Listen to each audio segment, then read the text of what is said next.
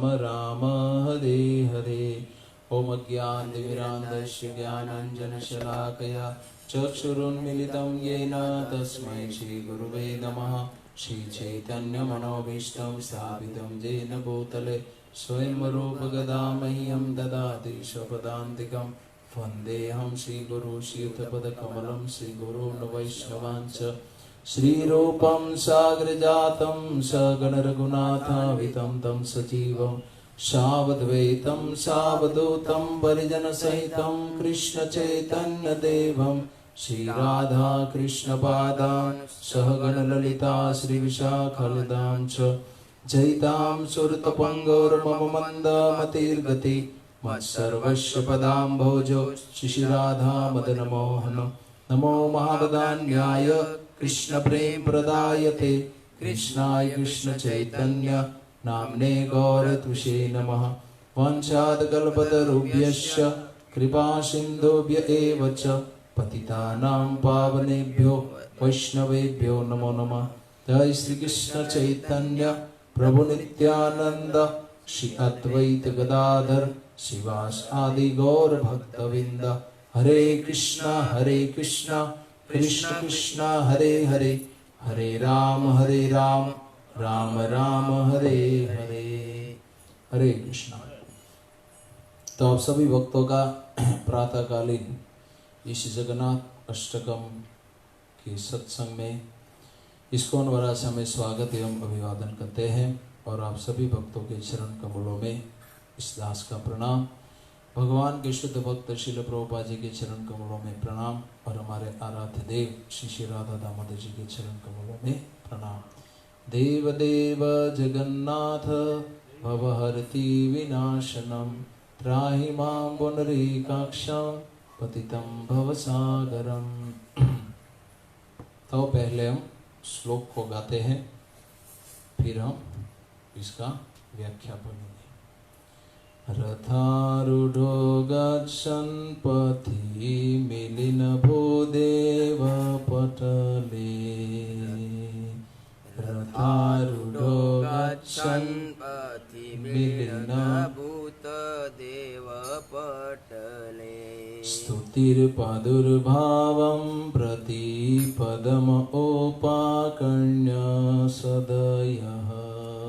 स्तुतिर्पादुर्भावं प्रतिपदं पूर्णाकर्ण सदय। दया सिन्धुर्बन्धु सकल जगतां सिन्धुसुतया। दया सिन्धु बान्धो सकल जगतां सिन्धुसुतया। जगन्नाथ स्वामी नयन पथगामी भवतु मे। जगन्नाथ स्वामी नयन पथगामी भवतु मे। अनुवाद। जब भगवान जगन्नाथ अपने रथ पर आरूढ़ होकर राजमार्ग से पसार होते हैं, तब प्रत्येक हरेक चरण पर विशाल ब्राह्मण वृंद उच्च स्वर से उनकी आनंद के लिए स्तुतियां गान करते हैं। वे दया सिंधु और समस्त जगत के एकमात्र सच्चे मित्र हैं।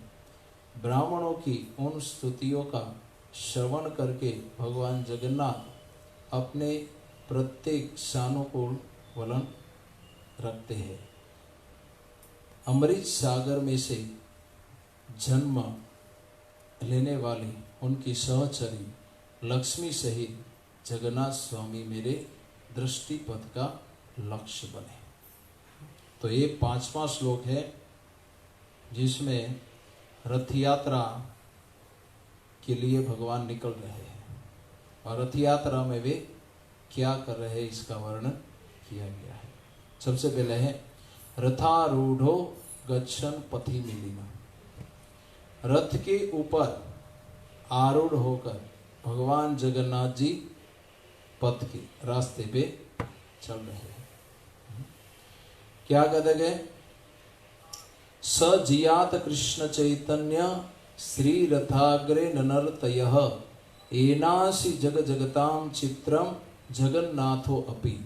जब भगवान जगन्नाथ जी रथ के आरूढ़ होकर अपने घर से निकलते हैं तो क्या होता है कि सजिया श्री चैतन्य, भगवान श्री चैतन्य महाप्रभु राधा रानी के भाव में जो रथाग्रे, रथ के आगे नृत्य करते हैं, बहुत ही सुंदर जब नृत्य करते हैं तो ये नासी जगता, पूरे जगत को वे चकित कर देते हैं।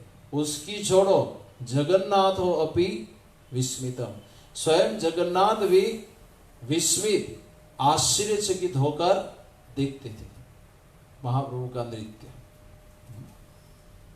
इतना सुंदर वे भगवान जगन्नाथ जी के सामने भावपूर्ण भंगिमा से नृत्य करते थे।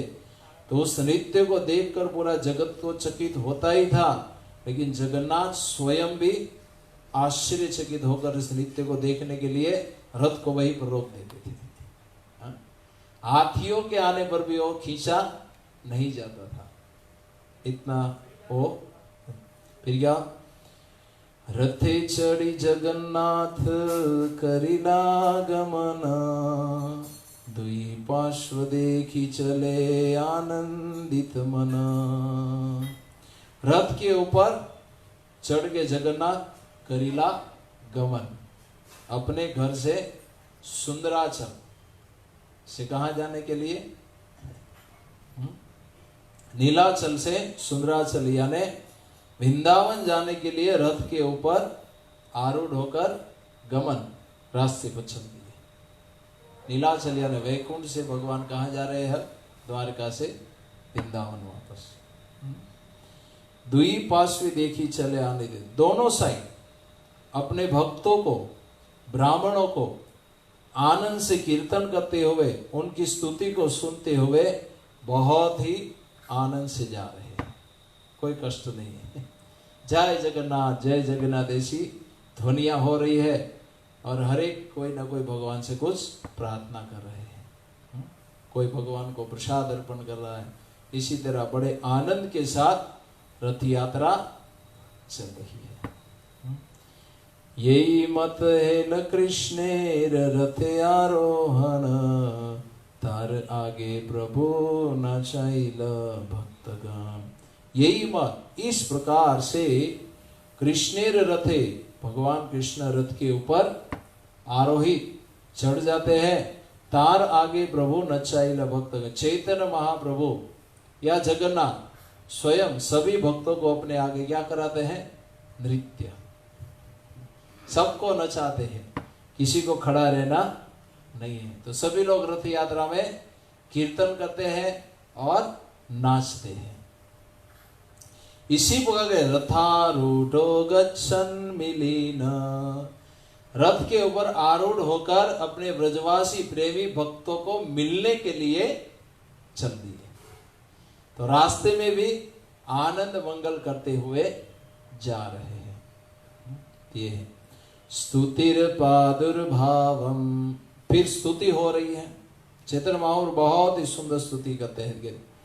दंडवत करी प्रभु युड़ी दुई हाथ, उद्धर्व मुखे स्तुति करे देखी जगन्नाथ। जगन्नाथ जैसे रथ के ऊपर आरूढ़ हो गए तो चैतन्य महाप्रभु जब सामने आए तो सबसे पहले क्या किया, पूरी दुई हाथ, दोनों हाथों को जोड़कर क्या किया, उद्धर्व मुखे स्तुति करी जगन्नाथ। दंडवत प्रणाम किया।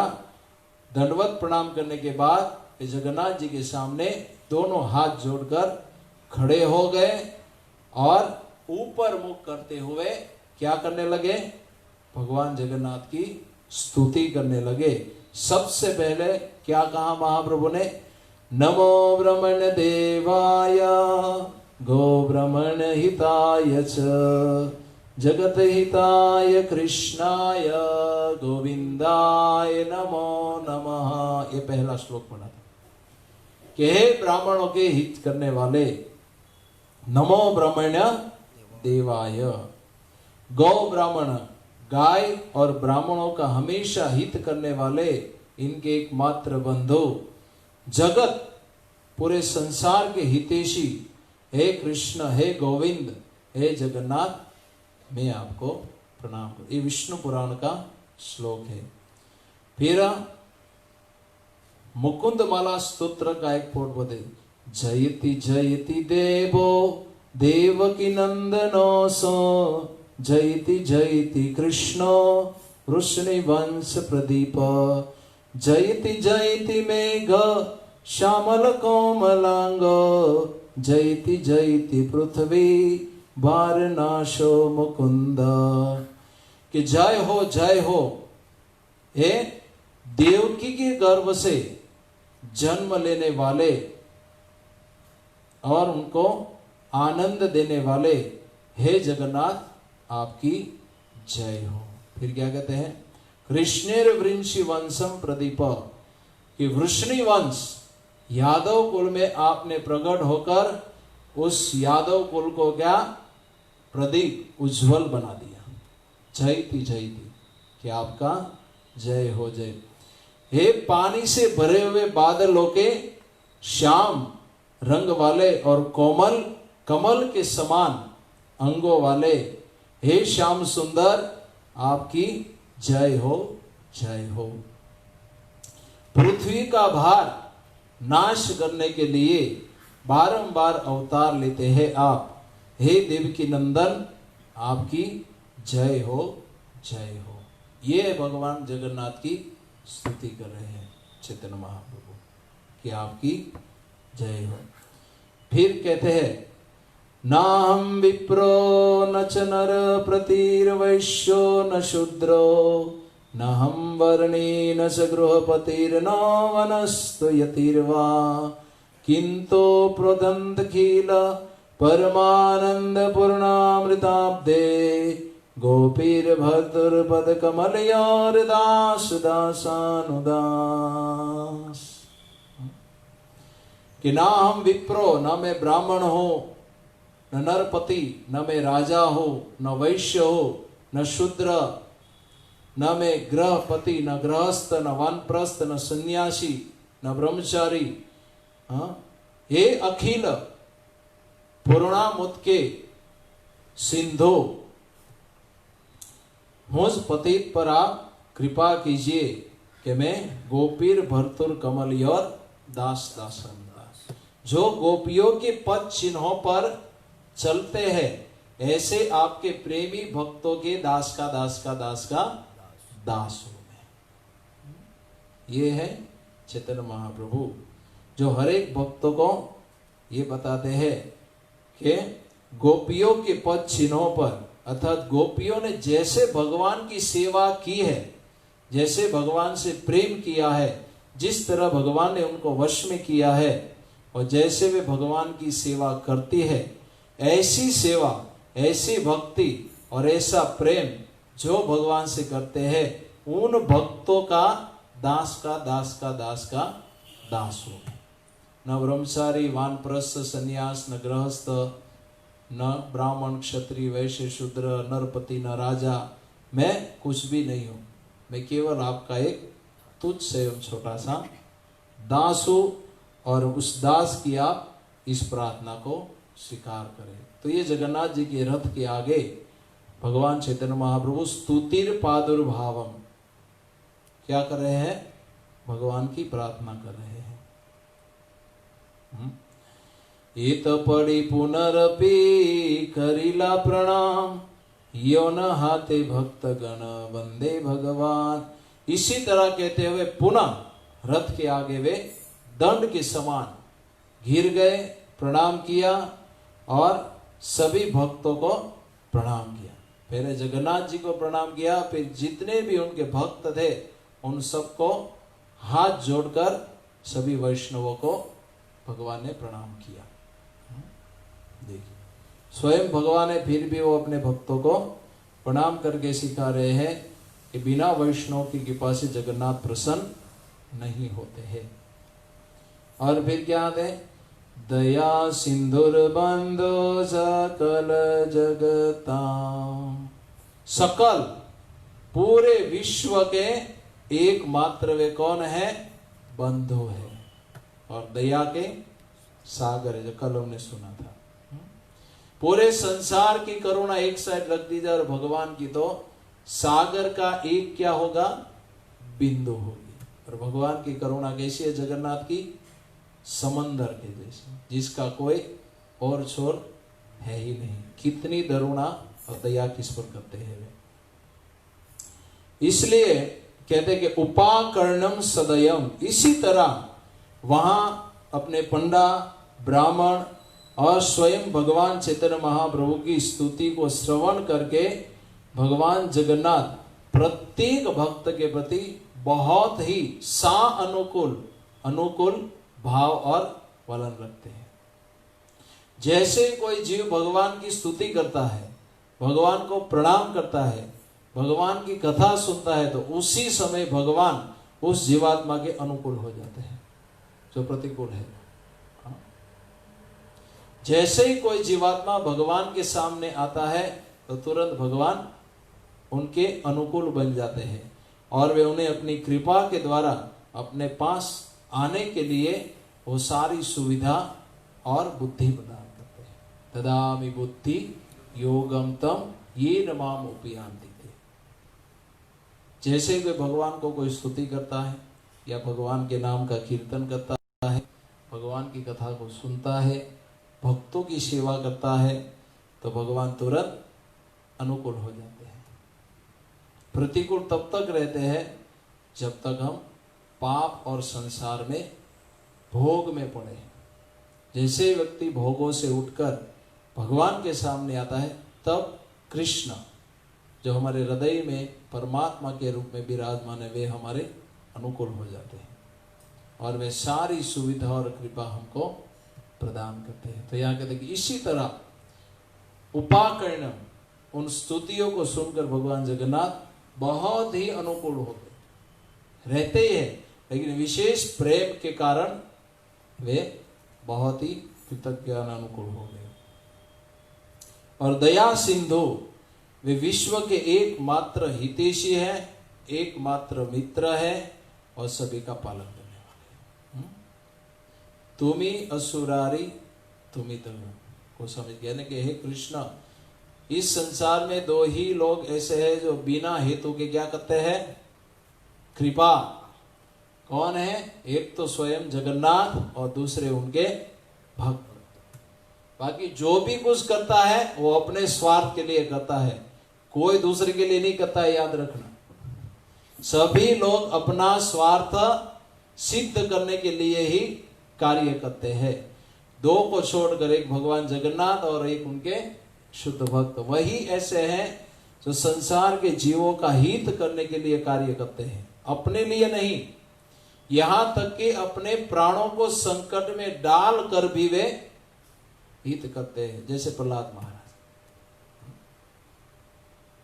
अपने प्राणों को भी संकट में डाल देते हैं, लेकिन फिर भी वे जगत का हित करने के लिए कार्य करते हैं। ऐसे है भगवान जगन्नाथ, दया के सिंधु, सभी के एकमात्र मित्र है। लेकिन ये मित्र वास्तव में हमारा सच्चा मित्र है, ये सब लोग जानते हैं। इसलिए संसार में डुप्लीकेट मित्रों को ढूंढ रहे हैं।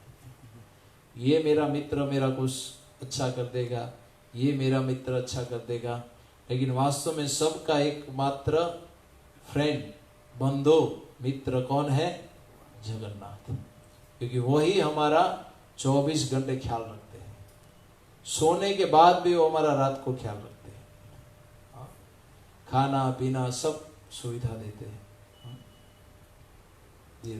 तो ये है, ऐसे भगवान सबके हितैषी, सबके मित्र। ऐसे भगवान की जो कोई अगर सेवा करेगा या उनकी प्रार्थना करेगा या उनका नाम जप कथा सुनेगा, तो उनके अनुकूल होकर जगन्नाथ उन पर बहुत ही विशेष विशेष कृपा करते हैं। और फिर क्या है? सिंधु सुतया। सिंधु यानी सागर, सुता यानी पुत्री। लक्ष्मी जी किसकी पुत्री है? सागर की। समुद्र मंथन से वो प्रकट हुई थी। जैसे भगवान यहाँ कहने जीव जयति जयति देवो देवकी नंदनो, देवकी नंदन के नाम से वे विख्यात हो गए। देवकी के गर्भ से भगवान प्रकट हुए तो क्या नाम पड़ गया उनका? जगन्नाथ जी का देवकी नंदन के नाम से वे प्रख्यात हो गए। उसी तरह लक्ष्मी जी समुद्र से प्रकट हुई, इसलिए वे सिंधुजा एक उसका नाम, सिंधुजा, सिंधु सुताया। इसी तरह जय सीता जी का नाम है जनक सुता, इसी तरह लक्ष्मी जी का नाम है सिंधु सुताया। सिंधु यानी समुद्र की पुत्री। सबसे पहले क्या हुआ था समुद्र मंथन में प्रकट? कालकूट नाम का विष। फिर दूसरा क्या हुआ था? उच्चश्रवा नाम का घोड़ा। फिर कामधेनु नाम की गाय। फिर ऐरावत हाथी, कौस्तुंभ मणि और लक्ष्मी जी। सातवां रत्न लक्ष्मी जी के रूप में आया था। याद है जब वे समुद्र से मंथन से प्रकट हुई तो क्या हुआ? वतच्चाविर्भूत साक्षात् श्री रमा भगवत परा रमयन्ति दिशगान्धया विद्युत सौदामणि यथा। ततः च आविर्भूतम, साक्षात श्री रमा भगवान की अर्धांगिनी लक्ष्मी उसके बाद समुद्र मंथन से प्रकट हुई। कैसी? तो कि भगवत परा, केवल भगवान के ही परायण थी, भगवान के भोग के लिए ही वो प्रकट हुई थी, संसार के भोग के लिए नहीं। जो भी रावण की तरह इस लक्ष्मी को भोगने का प्रयास करता है, हो चाहे हमारे जैसा मनुष्य हो या देवता हो, सबका सर्वनाश हो जाता है। इसलिए कौन है यहाँ का? श्री रमा साक्षात भगवत परा, साक्षात वैकुंठ की लक्ष्मी प्रकट हुई, जो कैसी है? भगवत परायण। सारा संसार लक्ष्मी के परायण है, और वो लक्ष्मी किसके परायण है? जगन्नाथ जी के। तो कोई जगन्नाथ नहीं चाहता है क्या? लक्ष्मी के आने दो, जगन्नाथ की जरूरत नहीं। तो बिना लक्ष्मी, बिना जगन्नाथ के लक्ष्मी आएगी ही नहीं। आप घर में जगन्नाथ बिठा दो तो लक्ष्मी अपने आप चली आएगी घर में, उसको बुलाना पड़ेगा नहीं। क्या हुआ था कि दिशा कांतिया, चारों दिशाओं को अपनी तेज क्रांति से वो कर रही थी, और विद्युत बिजली की तरह वो चमक रही थी। ऐसी आभा उनकी थी, बिजली चमकती है ना, उसी तरह उनके दिव्य शरीर से तेज प्रकट हो रहा, और दशों दिशाओं को बिना लाइट के वो दिन जैसा उजाला बना दिया। ऐसे लक्ष्मी है। तस्याम चक्रुम स्पृहाम सर्वे सुसुर असुर बानवा। तस्याम, उस लक्ष्मी को प्राप्त करने की इच्छा चक्रु इंद्र भी करने लगे। ससुर असुर देवता मनुष्य गंधर्व किन्नर, जितने भी संसार में मनुष्य की जाति है त्रिभुज वाले, सभी लोग उनको देखकर क्या करने लगे? सुखदेव कहते स्पृहा, कि हमें मिल जाए। लक्ष्मी कौन नहीं चाहता? लक्ष्मी कौन नहीं चाहता कि हमें मिल जाए? रूप औदार्य वयम वर्ण महिमा, उनका रूप औदार्य, इनका तेज। लक्ष्मी जी की महिमा तो सब जानते हैं, बतानी नहीं पड़ेगी। भगवान की महिमा बतानी पड़ती है, लेकिन लक्ष्मी जी की महिमा सब लोग जानते हैं कि लक्ष्मी कितनी इंपॉर्टेंट है। हाँ, क्या है? ऐसी सब लक्ष्मी के गुणों को, लक्ष्मी के तेज को, लक्ष्मी जी के प्रभाव को, महिमा को सुनकर देखकर आक्षिप्त चेत मन, सबका मन विक्षिप्त हो गया कि हमें मिल जाए, हमें मिल जाए, हमें मिल जाए। फिर क्या? तस्या आसनम आनित्य महेंद्री महत आधारभूतम। तस्या, फिर उस इंद्र ने लक्ष्मी जी के लिए बहुत ही सुंदर एक पवित्र आसन बनाया, वेदिका बनाई।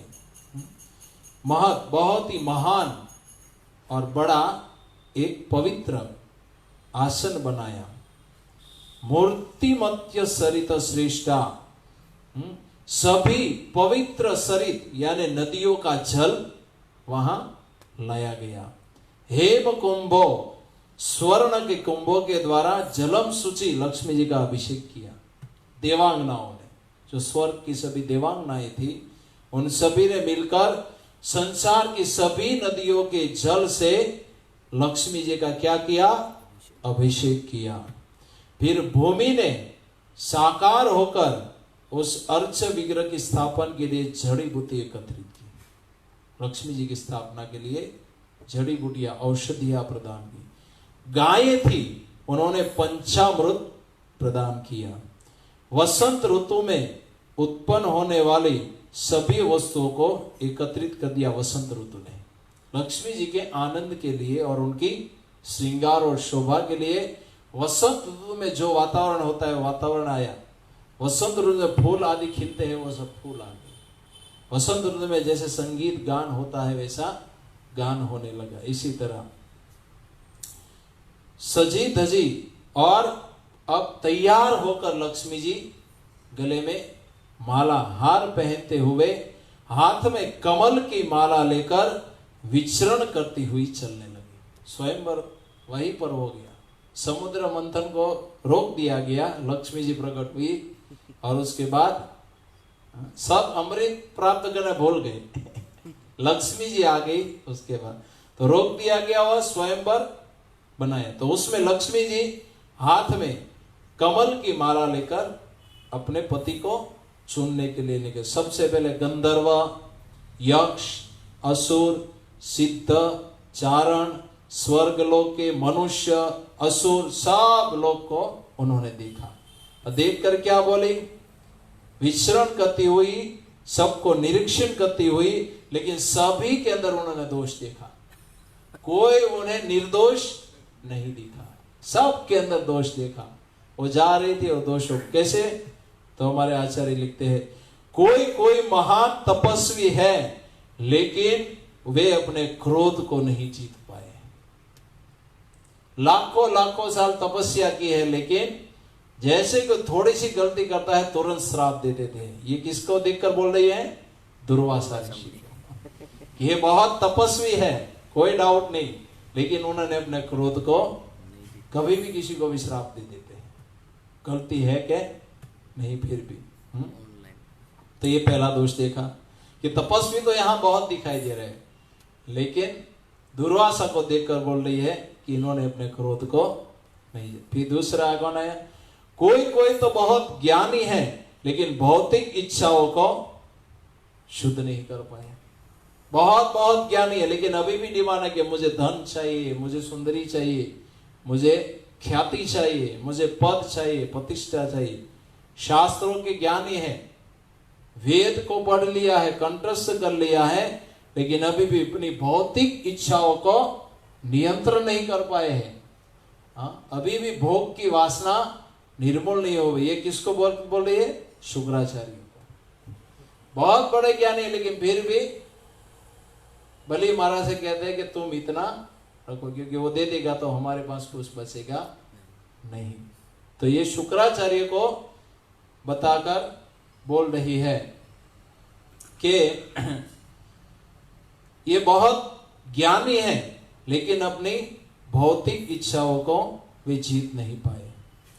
फिर तीसरा है, कोई कोई महान पुरुष है, लेकिन काम को वे वश नहीं कर पाए। महान पुरुष है, लेकिन वे इंद्रियों को, अपनी काम वासना को जीत नहीं पाए। वो कौन है? ब्रह्मा जी। कितने महान पुरुष है। जैसे ही वो सरस्वती प्रकट हुई, एक अप्सरा उनके शरीर से, तो उन्हीं के ऊपर वे कामासक्त हो गए। तो ब्रह्मा जी को दिखा कि देखो ये तो कितने बड़े हैं, इनको चॉइस कर लो, दुर्वासा को छोड़ो, शुक्राचार्य को जो दो, ब्रह्मा जी को ले लो। तो कि वे महापुरुष है, कोई डाउट नहीं, लेकिन वे अपनी काम वासना को जीत नहीं पाए। कभी भी किसी स्त्री में आसक्त हो सकते हैं। तीसरे, फिर चौथे नंबर पे किसको देखा? महापुरुष भी अन्य पर आश्रित ईश्वर की हो सके। इंद्र को दिखाकर कहा कि देखो इंद्र महान भी है, उनके पास ऐश्वर्य भी है और गृहस्थी भी है। इनको तो इसको कहते हैं कि अन्य पर आश्रित वे दूसरों पर आश्रित ईश्वर है, वो स्वयं का उसके पास कोई भी असुर आएगा कभी भी कंगाल बना देगा तो मैं कहां जाऊंगी। लक्ष्मी जी देख रही है कि अगर कोई इंद्र को ईश्वर मानता है तो इंद्र का ऐश्वर्य भी उधार लिया हुआ है, लोन कभी भी डिस्टर्ब हो सकती है, कभी भी बैंक वाले आएंगे, हफ्ता नहीं जाएगा तो हो कौन है? असुर। असुर का जब बल बढ़ेगा तो स्वर्ग पर आक्रमण करके इंद्र को खाली करके भीख का कटोरा लेकर भीख मांगनी पड़ती है। तो यह कहते हैं कि इंद्र भी नहीं चलेगा क्योंकि वो दूसरों पर आश्रित है, उनका खुद का कहां है? दिखाओ तो मुझे क्या देगा? उनको खुद को खाने के लिए भीख मांगनी पड़ती है, तो मेरा वो कैसे पालन करेगा? चौथा आ गया। फिर पांचवा है, कोई कोई बहुत धार्मिक है, धर्म के ज्ञाता है, लेकिन वे जीव मात्र पर दयालु नहीं है। देखा ना, बहुत सारे धार्मिक हैं, लेकिन वे क्या कहते हैं कि पशु मांस तुम खाओ, जीवों की हत्या करके मांस को तुम खाओ। बहुत बड़े धार्मिक है, लेकिन फिर भी वे मांसाहार करते हैं और दूसरों को भी कराते हैं। तो दया नहीं है। बहुत धार्मिक है, ज्ञानी है, लेकिन फिर भी सभी जीवों के ऊपर करुणा नहीं करते। वो किसको देखकर बोल रही है? परशुराम जी को, कि देखो ये अमर भी है। परशुराम जी है ना, कभी भी वो काट देते हैं किसी को भी इसलिए सबके ऊपर वो दया नहीं करते। धार्मिक है, इसमें कोई डाउट नहीं, धर्म के ज्ञाता भी है और धर्म का पालन, लेकिन वे सबके ऊपर दर्पणा नहीं करते हैं। किसी भी तरह हाथ में उठा लिया तो सामने कौन है वो देखते नहीं है। 21 बार क्षत्रियों का वध किया था, ये बताया। ये नहीं चलेगा, कभी भी क्रोध आ गया तो मेरा क्या होगा। और फिर छठे नंबर पर आते हैं, कोई देवता मानव बहुत त्यागी है, लेकिन मुक्ति के वो कारण नहीं हो सकते। कई कई देवता बहुत त्यागी होते हैं, कोई कोई मनुष्य है तो वो भी बहुत त्यागी और शक्तिशाली होता है, लेकिन उसका ये गारंटी नहीं कि वो मुक्त हो जाएगा। केवल वैराग मुक्ति नहीं दिला सकता, लुक्खा वैराग मुक्ति नहीं दिला सकता। तो कौन है? कार्तवीर्य नाम अर्जुन, जिनकी 1000 भुजाओं को परशुराम जी ने काट दिया था। केवल बेचारा एक गाय ले गया था, बस उतना ही दोष था। उसी के कारण उन्होंने इतना भारी दंड दिया कि उसकी 1000 भुजाओं को काटकर उसका वध कर दिया, प्रायश्चित करने का मौका नहीं दिया। इसलिए कह दिए कि दया नहीं है सबके। तो कार्तवीर्य अर्जुन जो मनुष्य में बहुत शक्तिशाली है, लेकिन फिर भी वो मुक्ति का कारण है। 7वां है, कोई बलवान है लेकिन काल को पराजित नहीं कर सकते, यानी वे उसे रोक नहीं पाते, यानी वृद्धावस्था आएगी है। बहुत बलवान है, ये कार्तवीर्य के विषय। आगे का है ना वो शिबी के विषय में, शिबी महाराज तो बहुत वैरागी धार्मिक थे, लेकिन केवल वैराग से मुक्ति मिलती नहीं है। और दूसरा है कि कोई कोई बहुत बलवान है, कार्तवीर्य अर्जुन के पास, ये मनुष्य का उदाहरण है। मनुष्य के ऊपर किसको देखा? कार्तवीर्य अर्जुन को, और कोई मनुष्य था ही नहीं लक्ष्मी जी के देखने योग्य। देखने योग्य भी एक ही था, ये कार्तवीर्य अर्जुन। बोलो वो कितना महान व्यक्ति होगा। 1000 भुजाएं थी, बहुत ही, रावण भी उसके सामने परास्त हो गया था। रावण एक बार अपनी मंदोदरी, महारानी मंदोदरी और अपनी दासियों के साथ विचरण करने के लिए नदी में आया था। तो कार्तवीर्य अर्जुन वहां स्नान कर रहा है, तो उनके लिए वो पानी कम पड़ रहा था। उन्होंने अपनी 1000 भुजाओं को रखकर पानी रोक दिया, तो पूरा डैम बन गया। तो रानी मंदोदरी, रानी और रावण ये सब डूबने लगे, इतना शक्तिशाली था वो। रावण भी उसके सामने कुछ नहीं था। लेकिन यहाँ लक्ष्मी जी कहती है कि वे क्या हुआ, काल की गति को रोक नहीं पाया, यानी एक दिन तो बुढ़ा हो गई, वो हमेशा नवयुवान रहेगा, तो उसे नवयुवान भी चाहिए। ऐश्वर्य उनका अपना होना चाहिए, किसी के प्रति वो कामासक्त जितेंद्रिय होना चाहिए। तो ये सब में क्रोध नहीं होना चाहिए, सबके प्रति दयालु, ये सारे गुण एक ही व्यक्ति में होने चाहिए। तो यहाँ कहते कार्तवीर्य, तो एक दिन तो काल को कहाँ रोक पाएंगे, एक दिन तो वृद्ध होगा ही। चाहे आपके पास कितना भी संसार में ऐश्वर्य शक्तिशाली बन जाओ या सारे देवताओं का वरदान भी आपको मिल जाए, लेकिन फिर भी आप काल से बच नहीं सकते। तो इसको भी हटाओ, फिर आगे चल रही। 8वें नंबर पर कौन आया? भले ही कोई वैरागी हो लेकिन वे भगवान के समान नहीं हो सकता।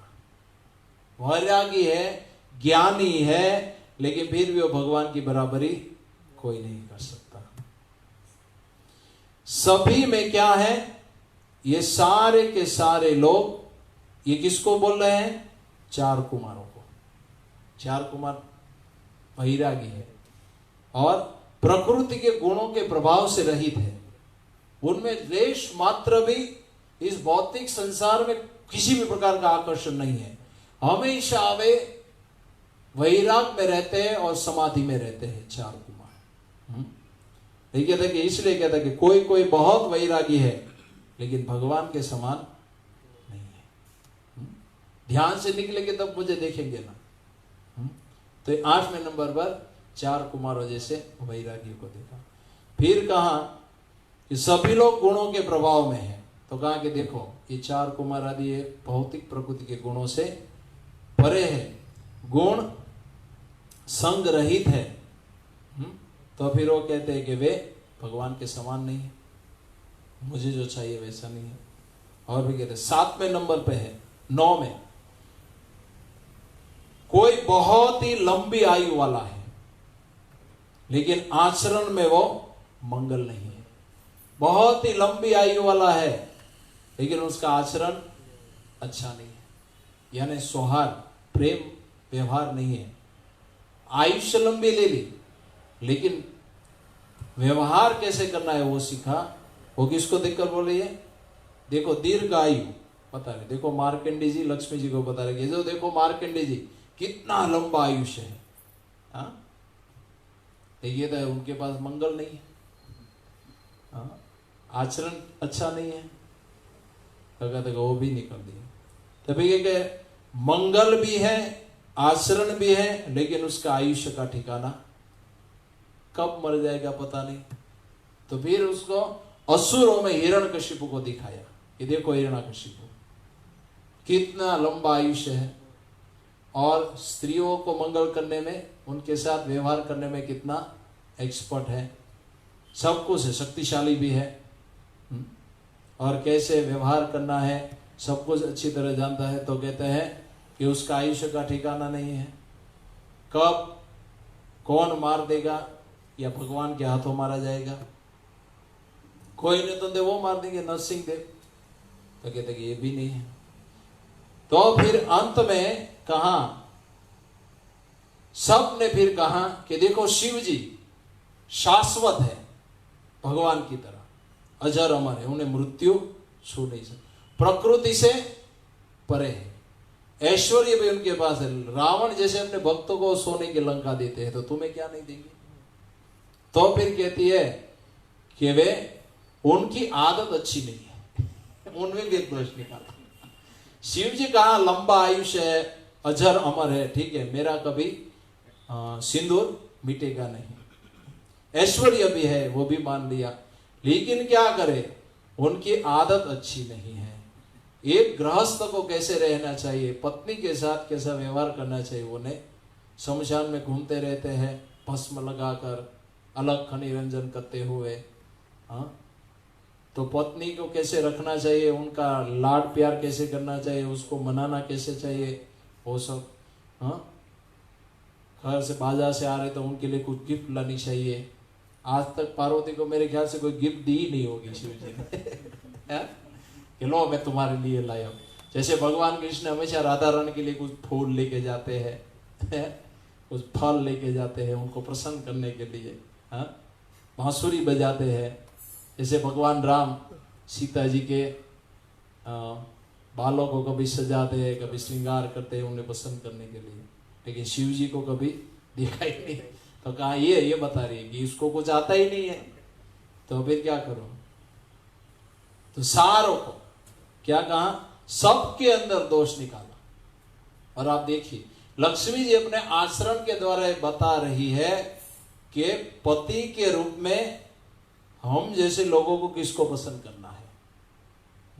संसार में देखिए कोई 2-4 महीना मौन व्रत धारण करके थोड़ी तपस्या कर लिया तो सब भगवान कह के उसके पास चले जाते हैं।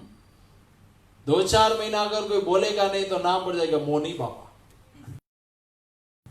ना मोनी बाबा भाई, वो बोलते ही नहीं है कुछ।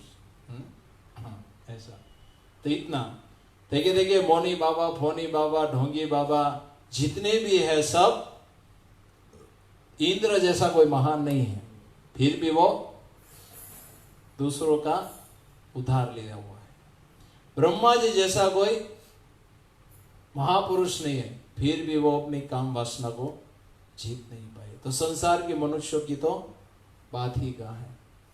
हिरण्यकशिपु जैसा सशक्त व्यक्ति भी अपनी मृत्यु को रोक नहीं पाया था। तो कौन ऐसा व्यक्ति है जो इन सारे दोष उसमें न हो, अमर हो, शाश्वत हो, दीर्घायु वाला हो और स्त्री पत्नी के साथ व्यवहार करने में एक प्रेमी की तरह एक्सपर्ट हो, ऐश्वर्य खुद का अपना हो, शक्ति उनकी हो और काल से वे यानी उनका काल उनके नीचे होना चाहिए, समय भी। ऐसा कौन है? तो ऐसा एक ही है, वो है भगवान अजीत जगन्नाथ। वहां वो खड़े थे उस लाइन में, भगवान जगन्नाथ भी खड़े थे। तो उनको देखकर उनके गले में वरमाला डाल दी वो, लेकिन उनमें भी एक दोष निकाला। क्या? इनमें सब गुण है, सर्व गुण संपन्न है, लेकिन एक दोष है। क्या है? वो मुझे देखते ही नहीं, मेरी स्पृहा ही नहीं है। सारे लोग मुझे प्राप्त करने की इच्छा रखते हैं, लेकिन इनमें कोई इच्छा नहीं है मुझे प्राप्त करने की। इसलिए लक्ष्मी जी ने भगवान जगन्नाथ जी को सुनाया और अंत में वरमाला किसके गले में डाल दी?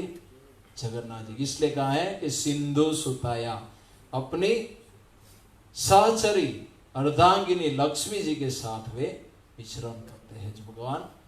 इसलिए वो अपने ससुर जी के घर में ही रहते। देखिए जगन्नाथ जी हमेशा ससुराल में ही रहते।